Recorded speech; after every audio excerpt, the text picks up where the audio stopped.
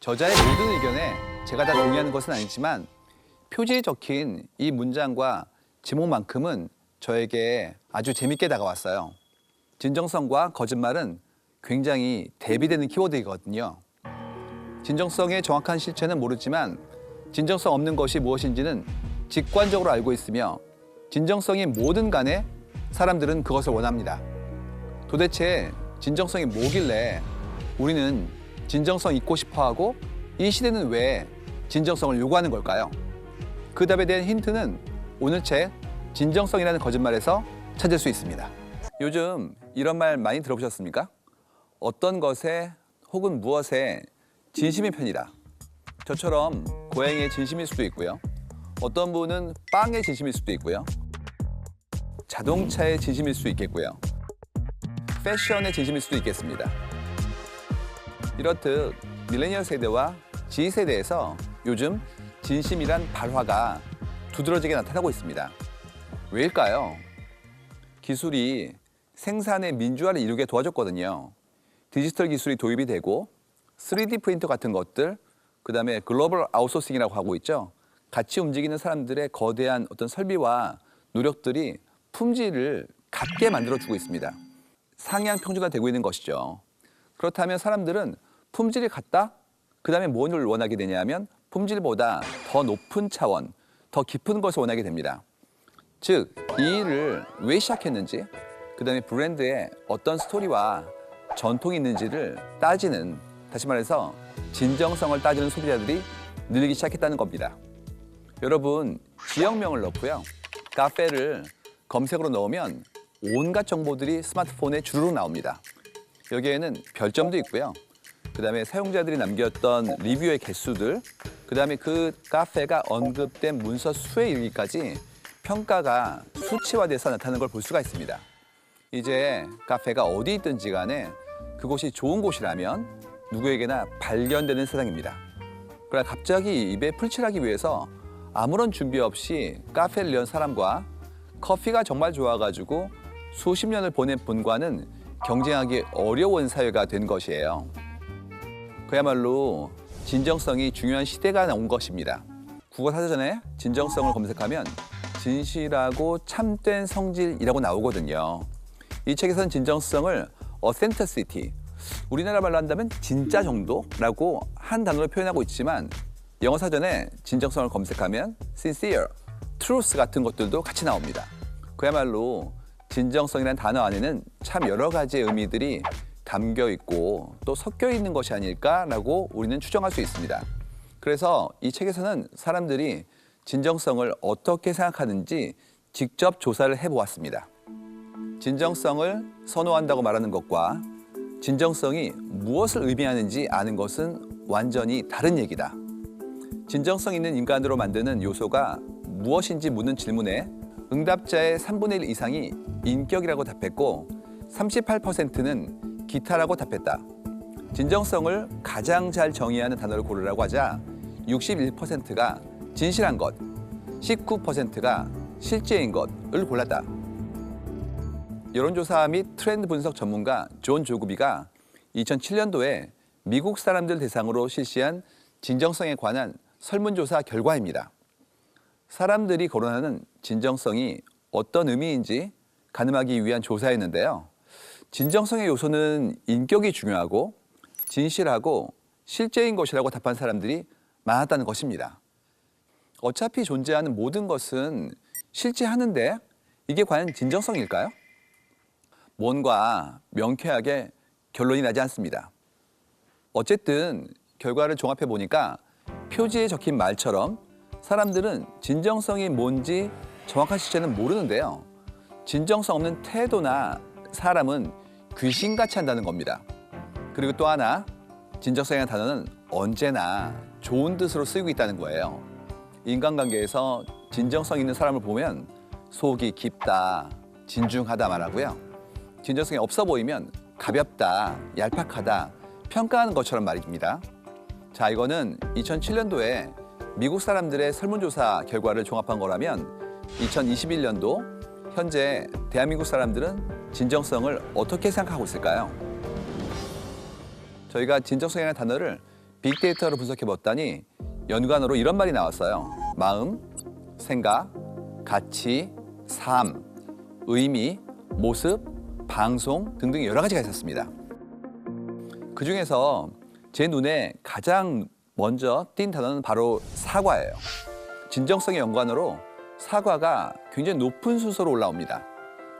개인적으로는 저런 사과를 할 때 자필 사과문을 게시하는 게 뭔 의미가 있나 싶고 그게 진정성을 보여준다고 생각하는 건가? 면피용인데 사과에 진정성이 안 느껴지네요. 당신은 사과의 의미를 모르는 겁니까? 이걸 누구 보라고 올린 게 너무 웃기네요. 참 진정성도 없고. 진정성 있는 사과, 왜 이게 굉장히 많이 나왔을까요? 이건 결국 의도에 대한 문제로도 말할 수 있는데요. 고의적인 잘못에 대해서 분노하는 겁니다. 사람은 누구나 실수를 할 수 있습니다. To err is human, to forgive divine이라는 격언이 있죠. 자신은 실수하면서도 남을 용서하기 힘든 것이 인간의 본성입니다. 상대가 실수에 대해서 진심으로 미안해하고 같은 실수를 안 하기 위해서 열심히 노력하면 우리는 그 사람이 정말 반성하고 있구나. 그 다음에 잘못을 뉘우치고 있구나 하는 걸 알 수가 있죠. 하지만 그렇지 않고 미안해, 됐어? 이런 영혼 없는 사과를 한다거나 상황 모면을 위한 말뿐이거나 겉으로 그냥 반성하는 척만 한다. 피해자에 대한 공감이 결여되어 있으면 이건 진정성 있는 사과가 아니잖아요. 상대의 실수를 용서하기 위해서는 여러 조건을 따져가면서 그 사람의 진심을 파악하려고 합니다. 실수보다 더 나쁜 건 그 행동을 고의적으로 했을 때죠. 그땐 정말 화가 나는 거예요. 배달하시는 분이 오다가 넘어져서 깨졌네요. 죄송합니다. 하는 건 괜찮지만 일부러 음식을 훼손했다면 그분은 나쁜 분이죠. 의도에 따라서 받아들이는 사람의 입장이 완전히 달라집니다. 사람들은 이제 그 사람의 행위가 아니라 바로 의도를 알고 싶어 하는 것 같아요. 그렇다면 그 의도가 실수인지 혹은 고의인지 판단을 어떻게 할까요? 그 사람이 지금까지 삶에서 얼만큼 진정성 있게 살아왔는가가 바로 그 기준이 됩니다.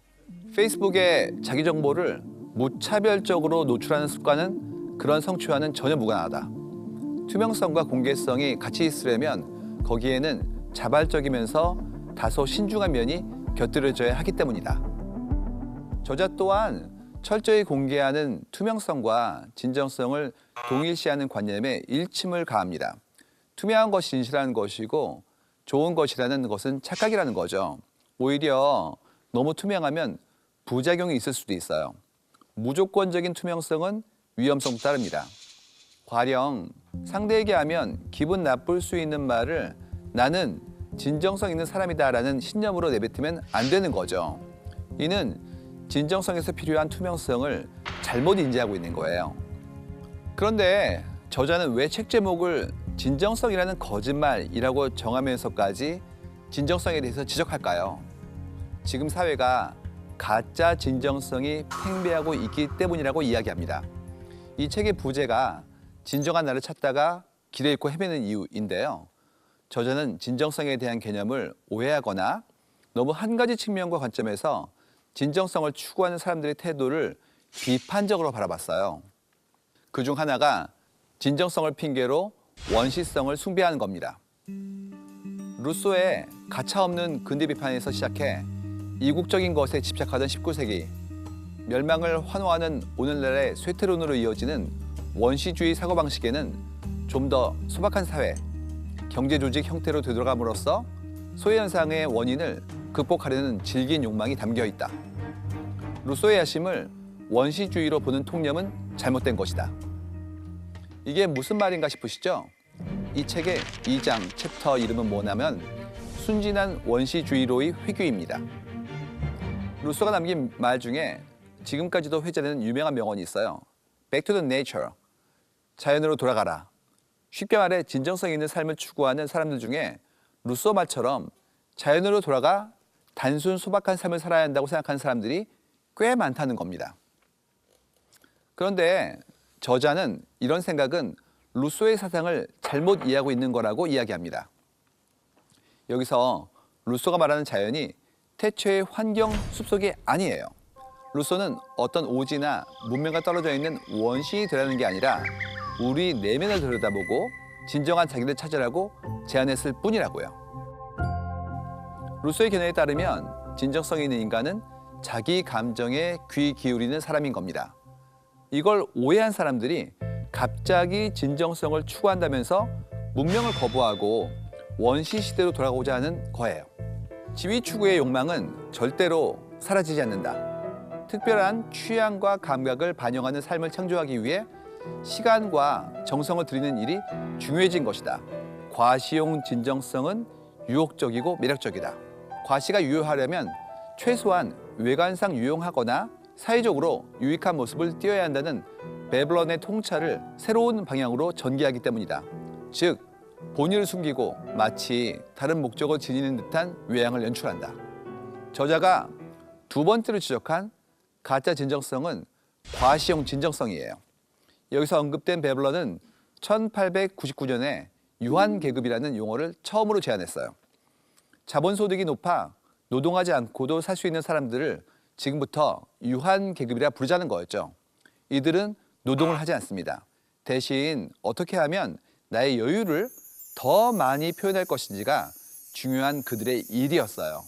쓸모없는 것에 가치를 두고 비용을 지불하는 것도 그들에게는 중요한 일이었습니다. 여가와 사치가 사회적 지위의 상징이었던 거죠.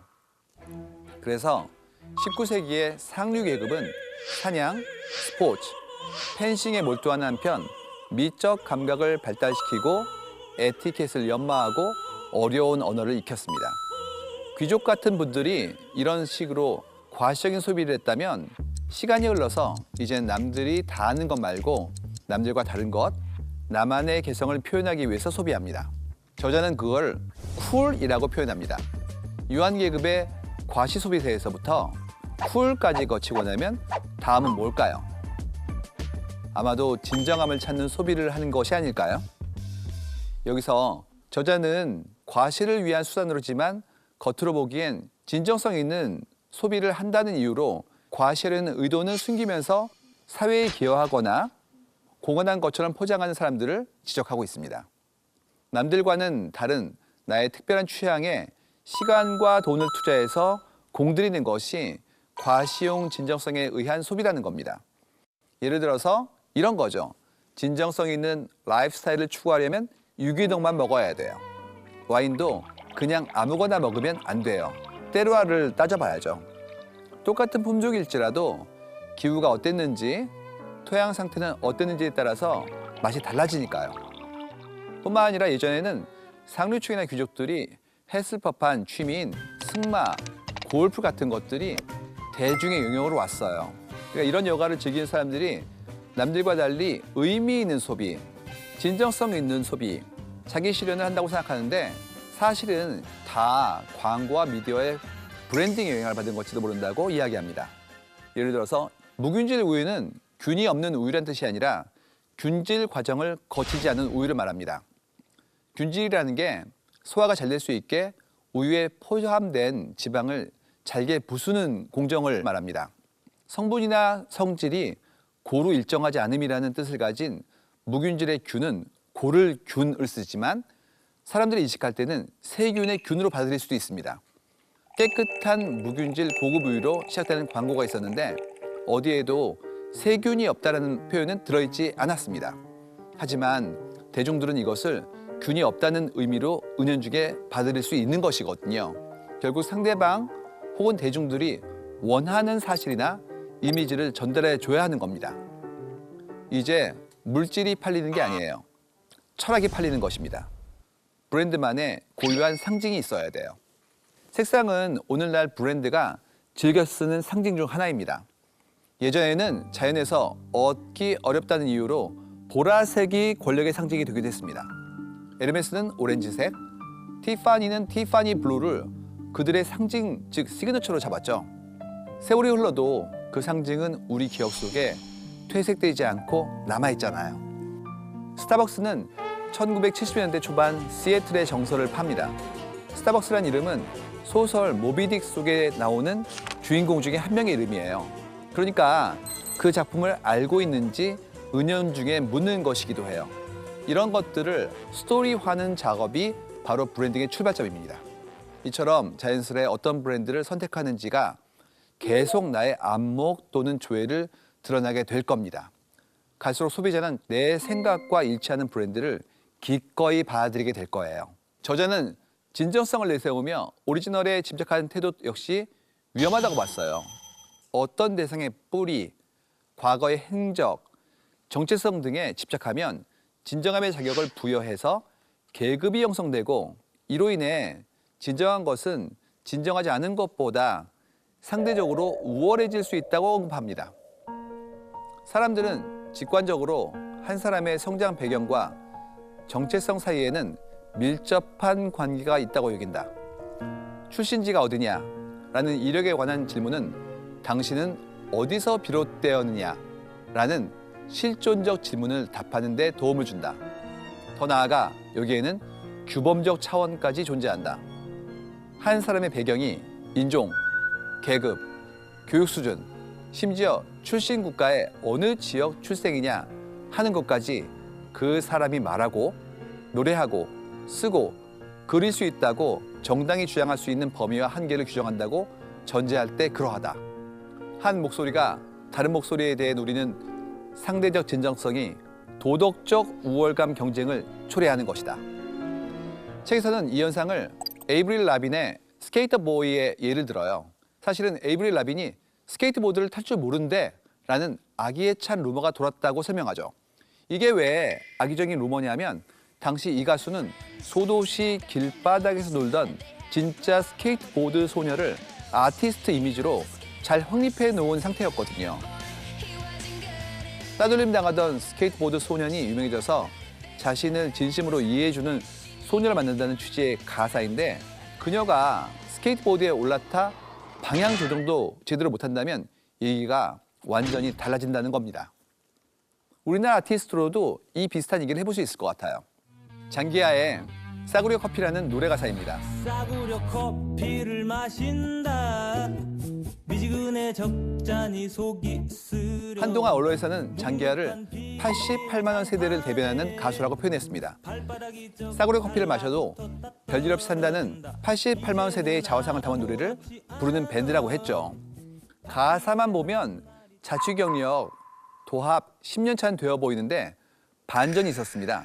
장기하 씨는 이 곡을 쓸 때 당시 자취를 한 번도 해본 적이 없다는 거였어요. 그게 엄청나게 화제가 되었고 지금까지 회자되고 있습니다. 일부의 대중들은 농반 진반으로 배신감까지 느꼈습니다. 장기하 씨가 자취를 안 해본 것이 큰 잘못은 아닌데도 불구하고요. 재밌지 않습니까? 무엇을 진정한 예술 작품으로 치는가? 무엇이 예술의 진정성을 위협하는가? 정말로 진정한 예술 작품과 겉으로만 그렇게 보이는 작품을 어떻게 구분할까? 그런 구분이 애초에 의미가 있는가?